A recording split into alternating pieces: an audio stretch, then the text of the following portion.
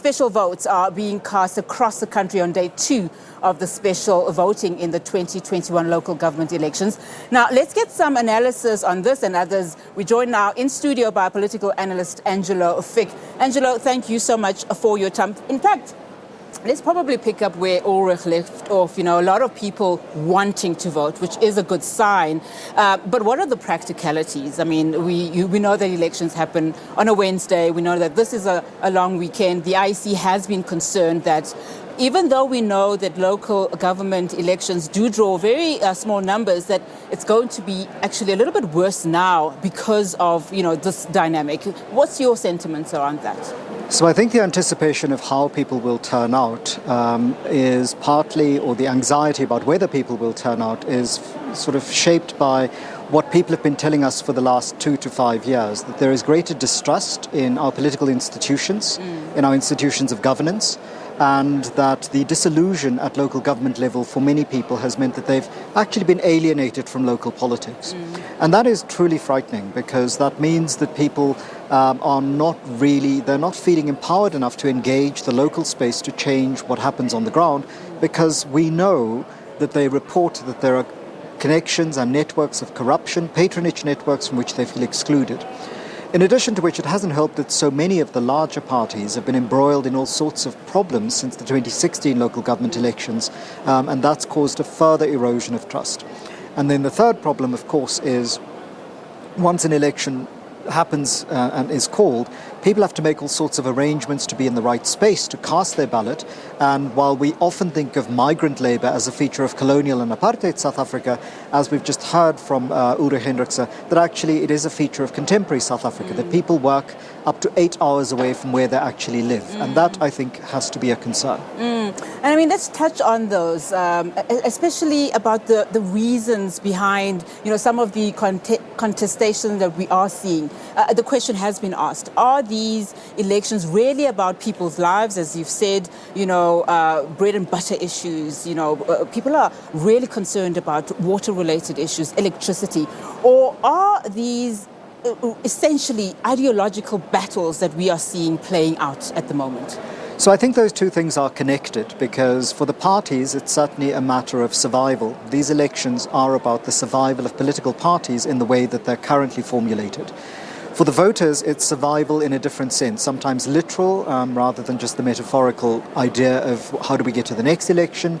But if you don't have safe drinking water, if you, as you know, the interviewee indicated in the interview in Port Nolloth, there are no job opportunities. The economy has not been replanned by the authorities to accommodate changes in the global and regional economy.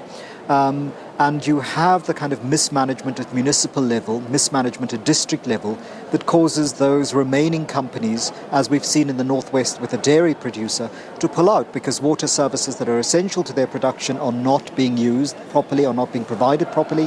What you sit with is a crisis that is a civic crisis, not just a political crisis. And so these elections, I think, are very significant for ordinary people, because they're not just hoping. Their behavior is pushing towards a change that will result in material changes that aren't just about benefiting economically, but being able to live as citizens in a sustainable way in a society that is, I think, edging closer towards the kind of collapse that we're trying very hard to avoid. Angela, I'd like us to talk about, you know, two things that we are repeatedly hearing, you know, during these elections, which are highly contested, as well as you've just said, and that is the independent candidates that we've seen. We're over 1,500 at the moment, as well as coalition parties. But let's start with independent candidates. I mean, you spoke about, you know, just the bread and butter issues. The question then is, perhaps, you know, we are probably happy that this creates an environment of good governance and a democratic system that is playing itself out, which is fantastic, which is great for this country particularly. But on the one hand, if we really do want things to happen on the ground, are independent candidates the people that will actually drive that change? Or do we need, political parties that are well entrenched? They understand the system. The system was built for them to be the ones that actually lead in those local government elections. So I think the plus around independent candidates is that they are not necessarily going to have to choose between what they've promised their constituents who voted for them and what their party tells them to do, because they don't have a party. We have a constitutional court judgment in this country which indicated that those who are elected and serve in legislatures, whether they're municipal, provincial or national, are caught between having to abide by the instructions of the political party and being removable if they don't follow those instructions, and following their oath of office and their promise to the electorate and their role as representative of the people. What independent candidates offer is that they are not caught in such a bind. What they come with is the liability that they don't have a party caucus that they can use to push through change, and will therefore have to be far more astute in when they serve in committees or when they're in these councils in negotiating which party agendas they will support and what they will demand in return for their constituents in their ward if they're going to be asked to agree to that. And so that shift is, I think, significant for voters.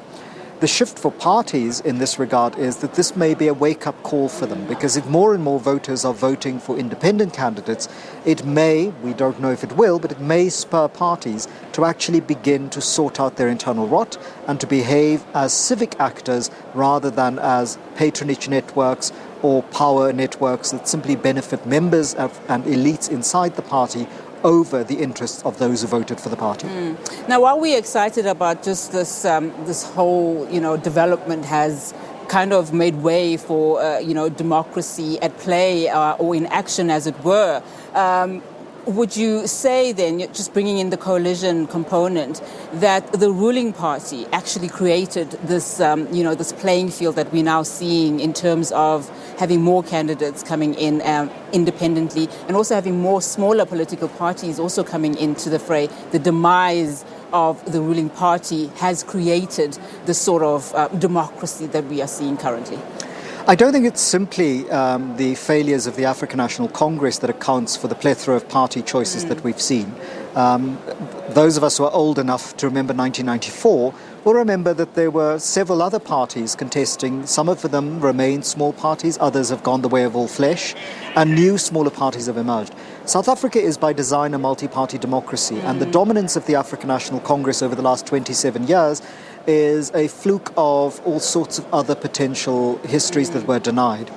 I think smaller parties emerged newer smaller parties emerged because of the failures of the larger parties. And here it's not just the African National Congress, but the decline in electoral support for the Democratic Alliance in 2019 is something that cannot be laid at the feet of the African National Congress, because they too declined. And so voters are interested, I think, in a new variety of choices, precisely because the larger parties ended up not speaking to and not fulfilling on their promises to the electorate. And that, I think, is not a bad development. As for coalition politics, I think it's important to recognize that it's not that 2016 was a good example of coalition politics. 2016 was one of the worst examples of coalition politics, because those who coalesced, those who went into coalitions, did so in the interest of keeping another party out of power and didn't negotiate carefully enough how, despite their ideological differences, despite their promise differences, they're going to focus on what they have in common by way of core deliveries to service the electorate. That didn't happen. Now parties may have to do that work, which is very difficult. We've seen elsewhere in the world, it sometimes takes weeks to negotiate coalitions in order not only just to be accountable to their own people who voted for them, but to be accountable to all the citizens of the ward, the municipality, the district, so that what is foregrounded is not the power politics between parties, because this is local government, but the service delivery requirements and the municipal and civic services that are absolutely essential for citizens. Do we have the luxury of time, though, in South Africa, to wait for those decisions to be made, albeit very important decisions in terms of which coalition parties will be formed, etc., to bring in the change that's necessary? I mean, we've got several municipalities that are currently under administration. They are failing. People are waiting for some form of governance so that they can start working and rebuilding. I mean, if you look at the lay of the land now in terms of these coalitions, we know that there's several that have failed dismally. We're sitting in Tshwane at the moment where one of such coalitions did not work at all. You know, if you look at the political parties that are, you know, around now, especially, say, the top 6 political parties, Action SA also being touted as, you know, one of those that are coming into the fray, would you, with confidence, say we are possibly looking at better levels of thinking? You know, albeit in 2016 there were probably, you know, good intentions, but I mean, it worked very, very badly, especially for the people of South Africa. I would say that in 2016 there were limited intentions, and the intentions were keep the African National Congress out of power. Secondary or tertiary to that was, but improve governance. I always go with the instruction from Gramsci and via Chomsky, optimism over despair. We do not have time for despair. We have to have pessimism of intellect, but optimism of will. And I think that it is important for these parties to take into account that you can fail and count 2016 as a failure, and you may not necessarily succeed in 2021, but you can fail better.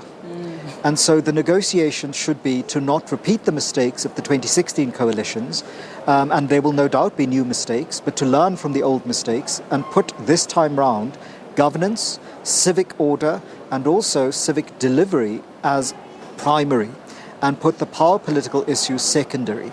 Because if they don't, for political parties, their own survival is at stake, because they then imperil the very functioning of party political democracy. Because if they fail citizens repeatedly, as we've seen elsewhere in the world, people withdraw from the party political system, and that way lies anomie. And there are many post-colonial African polities that have demonstrated this example. And despite a head of state telling a university audience that we are not like other Africans generally, I'm afraid we have to accept that we are very much like other Africans generally, and we should learn from the lessons that their existence in the 70s and 60s showed us, so that we don't end up with the tragedies that they experienced in the 80s and 90s. And our local politicians need to pick up on this. Xenophobic attitudes, postures of violence and violation, these are not helpful. What should be first and foremost in political campaigning and in political delivery in these coalition negotiations should be services, not just service delivery, but services to the citizenry and to all who live here.